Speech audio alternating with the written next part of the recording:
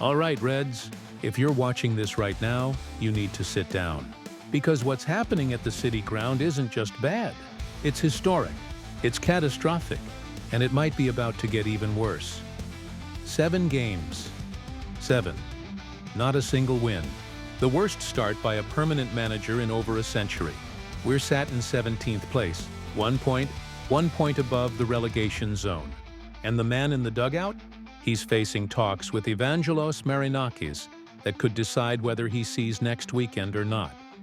But here's what makes this even more gripping. The manager didn't back down. He didn't apologize. He looked the cameras dead in the eye and said, "I love a fight." Bold? Reckless? You tell me. Because after what happened at Newcastle on Sunday, that fight might be his last. I've got 5 massive stories for you today. 5 pieces of the puzzle that explain how we've gone from European football to flirting with the championship in less than 2 months. There's the defeat that sealed his fate. There's the quote that's dividing the fan base. There's the owner who's reportedly got his finger on the trigger. There's the table that doesn't lie. And there's the meeting that could end it all. But I'm not telling you who said what. Not yet. I'm not revealing which player's name keeps coming up in the dressing room whispers. I'm not sharing what the owner allegedly told the board after Thursday night. Not until you do one thing. Hit that like button right now. Then drop a comment and tell me, do you back Postecoglou to turn this around, or is it already too late? Because what I'm about to reveal in the next part, it's going to shock you. The first bombshell drops in 5 seconds. And trust me, Reds, you're not ready for this. Let me be clear about something. This isn't just about results. This is about identity. This is about whether we're a club that fights back or a club that crumbles under pressure. And right now, honestly, we look like the latter. The fans are turning, the media's circling, and the man at the center of it all is about to face the music, so buckle up. Because what's coming next will tell you everything you need to know about where Nottingham Forest is heading. And it might not be pretty. Let's start with the numbers. Because numbers don't lie, do they? 7 matches, 7 attempts, 7 failures, 0 wins. The man responsible has presided over 5 defeats and 2 draws since walking through the door on September 9th. And after Sunday's 2-0 collapse at St. James Park against Newcastle, the pressure isn't just building, it's suffocating. I'm talking about Ange Postecoglou. And yes, you heard that right. The same Ange Postecoglou who built his reputation on attacking football, high pressing, and never backing down. The 60-year-old Australian who once took over a semi-professional side at 32 and clawed his way to the Premier League. The man who just weeks ago was meant to be our savior after Nuno Espirito Santo's explosive exit. But here's the brutal truth. Postecoglou has just become the first permanent Nottingham Forest manager since 1960 to go winless in his opening 4 league games. Extend that to all competitions? 5 losses and 2 draws.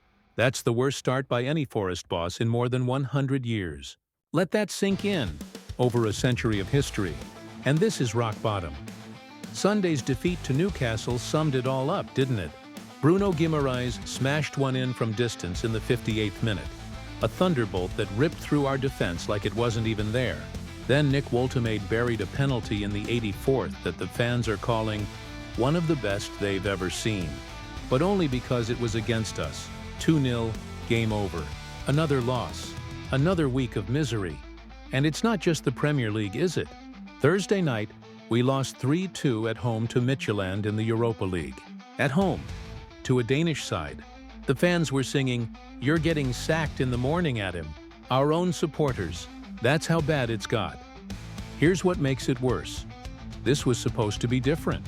Postecoglou came in with a clear philosophy. Possession-based football. High energy. Pressing from the front. But so far, we've looked disjointed, fragile, and frankly lost. The tactics aren't clicking. The players look confused. And the results? Well, they speak for themselves. We've picked up just 5 points from 7 Premier League games. 1 win, 2 draws, 4 defeats. That 1 win, that was on opening day against Brentford before Postecoglou even arrived.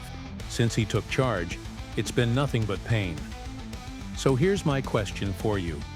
Is 7 games enough to judge a manager? Or does he deserve more time to implement his ideas? Because the next part of this story is going to make you think twice about that answer. Drop your thoughts below. And whatever you do, don't click away. Because what Postecoglou said after the Newcastle game is about to set this whole thing on fire. All right, here's where things get spicy.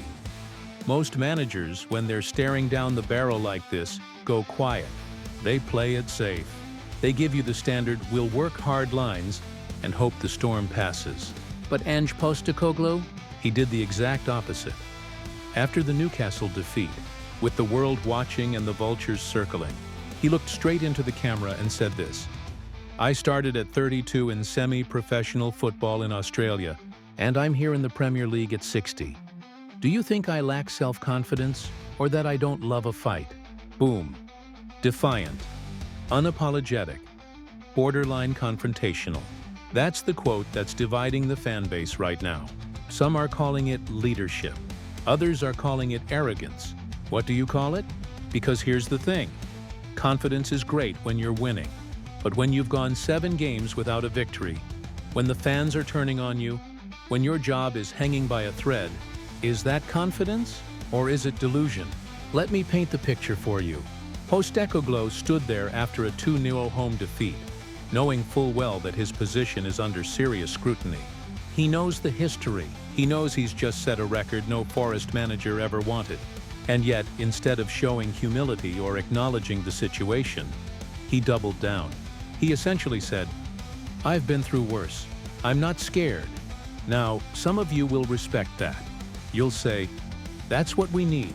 A fighter, someone who won't crumble under pressure." Fair enough, but others are asking, does fighting spirit matter if the tactics aren't working? Does belief mean anything when the results say otherwise? And here's what really got people talking: the timing.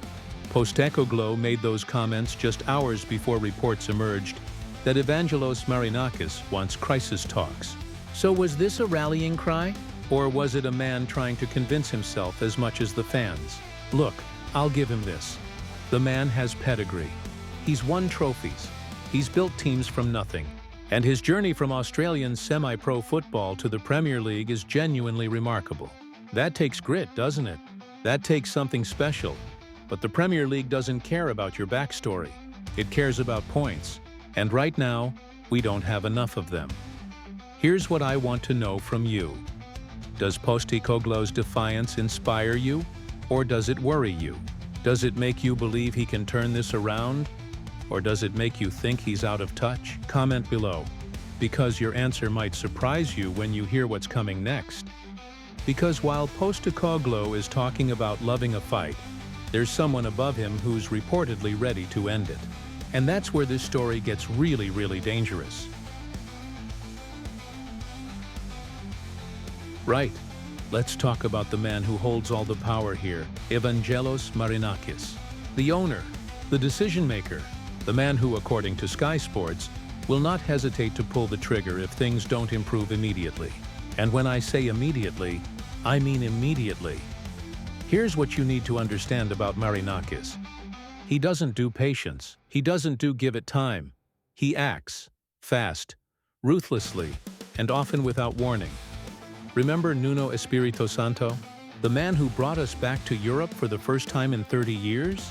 The man who had us punching above our weight last season? He was sacked on September 9th, during an international break, after just 6 games. Why? Because he had a falling out with Marinakis. One argument, one disagreement, done, gone. And now Postecoglou is 7 games into his reign with 0 wins, and the whispers from inside the club are getting louder. Sky Sports reported this weekend that Marinakis is watching closely, very closely, and if the performances and results don't turn around in the next 2 weeks, he won't hesitate to make another change. Think about that for a second. Postecoglou was hired less than a month ago. He hasn't even had a full transfer window. He's still trying to implement his philosophy, still trying to get the players to understand his system, and already the axe is being sharpened. Now some of you might say, that's madness. You can't sack a manager after 7 games, and you'd have a point. But this is Marinakis we're talking about. The man operates differently. He expects results. He expects progress, and he expects it now. Here's the thing that's really unsettling. The pattern. Nuno was sacked during an international break. Guess what's happening right now? International break. October 6th to 14th. 2 weeks for Marinakis to reflect, to consult, to decide. History has a funny way of repeating itself, doesn't it? And it's not just speculation. Multiple sources have confirmed that Marinakis has been asking questions. He's been in contact with the board. He's been monitoring training sessions. And after Thursday's Europa League disaster against Midtjylland, when the fans turned on Postecoglou, Marinakis was reportedly furious. So what happens next? Well, after the international break, we've got Chelsea at home on October 18th, then Porto away in the Europa League, then Bournemouth, then Manchester United. That's a brutal run. And if Postecoglou doesn't get results in at least 2 of those games, it might be over. But here's my question for you. Is Marinakis right to be ruthless? Or is he part of the problem? Because constantly sacking managers creates instability, doesn't it? It sends a message to the players that no one's safe. It makes it harder to build anything long-term. Drop your thoughts below. And stick around, because the next part of this story is going to show you just how bad things have really got. The league table doesn't lie, Reds. And what it's telling us right now is terrifying. All right, let's talk about the reality of where we are. Because you can debate tactics, you can debate philosophy, you can debate whether the manager deserves more time, but you can't debate the league table. Nottingham Forest, 17th place, 5 points from 7 games, 1 point above the relegation zone. Let that sink in. 1 point, 1 single point, between us and the bottom 3, between us and the championship, between us and absolute disaster. 5 points from 7 matches. That's a win, 2 draws, and 4 defeats. And remember that 1 win came on opening day against Brentford, before Postecoglou even walked through the door. Since he arrived, we've picked up 2 points, 2 from 6 games. Here's how bad it is. Clubs around us are starting to pull away. Ipswich are above us. Southampton are breathing down our necks.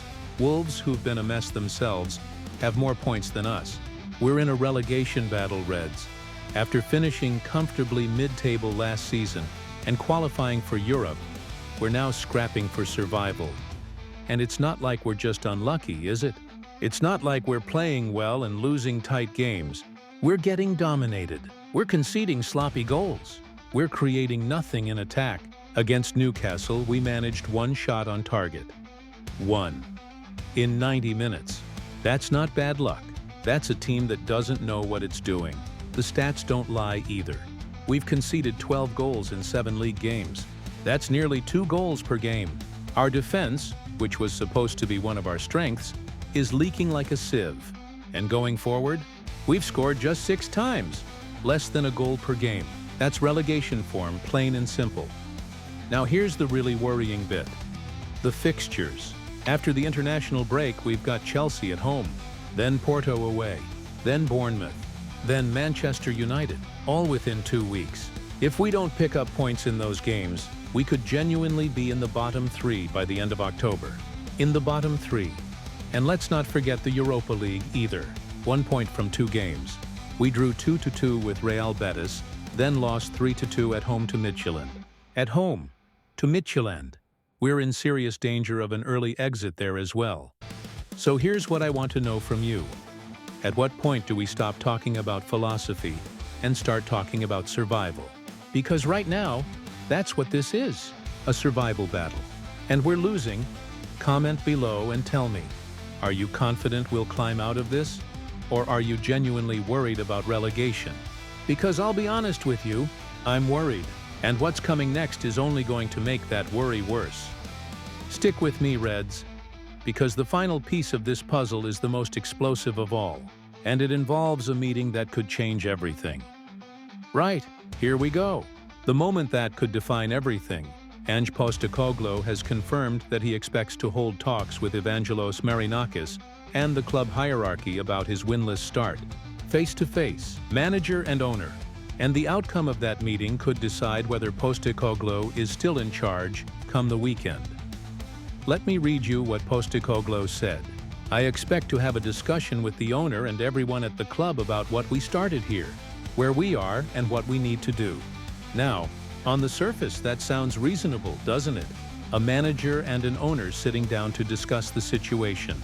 Communication, transparency, all good things. But here's what makes this different. The context. Postecoglou is 7 games into his tenure without a single win. The fans have turned on him. The team is 1 point above the relegation zone, and Marinakis has a track record of pulling the trigger fast. This isn't a friendly catch-up. This is a performance review, and the stakes couldn't be higher. Here's what we know. After the Newcastle defeat, Postecoglou revealed that Marinakis had reached out to him following an earlier loss to Sunderland. And according to Postecoglou, Marinakis asked him, "How can I help you? Do you need anything more?" On the face of it, that sounds supportive. But read between the lines. That's an owner asking, "What's going wrong? Why aren't we winning? What do you need to fix this?" And if the answer isn't convincing, well, we've seen what happens next. Because here's the thing about Marinakis. He's not afraid to act. When he sacked Nuno during the last international break, it shocked everyone. Nuno had just brought us back to Europe. He'd done brilliant things for this club. But one falling out, one bad start, and he was gone. So what's stopping Marinakis from doing the same with Postecoglou? Timing is everything here. We're in another international break. Players are away with their countries. Training ground is quiet. Perfect time for Marinakis to reflect, consult, and make a decision. And if history repeats itself, Postecoglou might not make it to the Chelsea game on October 18th. But here's the flip side. What if Marinakis backs him? What if he says, "All right, you've got until Christmas. Show me something"? Does that give Postecoglou the stability he needs? Or does it just delay the inevitable? Because let's be real, even if Postecoglou survives this meeting, the pressure isn't going away. Chelsea at home, Porto away, Bournemouth, Manchester United. That's a brutal run. And if we lose 2 or 3 of those, we're right back here again. Same conversation, same crisis, same outcome. So here's what I want from you, Reds. Answer me this. If you were in that meeting, what would you say? Would you back Postecoglou and give him more time? Or would you pull the plug now and start fresh? Because that's the decision Marinakis is facing. And whatever he chooses will define our season. Drop your answer in the comments. And make sure you hit subscribe. Because this story is far from over. Whether Postecoglou stays or goes, whether we climb the table or sink into the relegation zone, I'll be here breaking it all down for you. But here's my final thought. This isn't just about Postecoglou. This is about who we are as a club. Are we a club that sticks with a plan? Or are we a club that panics at the first sign of trouble? Because right now, honestly, we look like the latter, and that's the scariest part of all. So one last question before you go. Where do you see Nottingham Forest in 3 months' time? Mid-table and recovering, or in the championship? Because based on what we've seen so far, it could genuinely go either way. Comment, subscribe, and let's hope the next video I make about this club is a celebration, not a funeral. Come on, you Reds.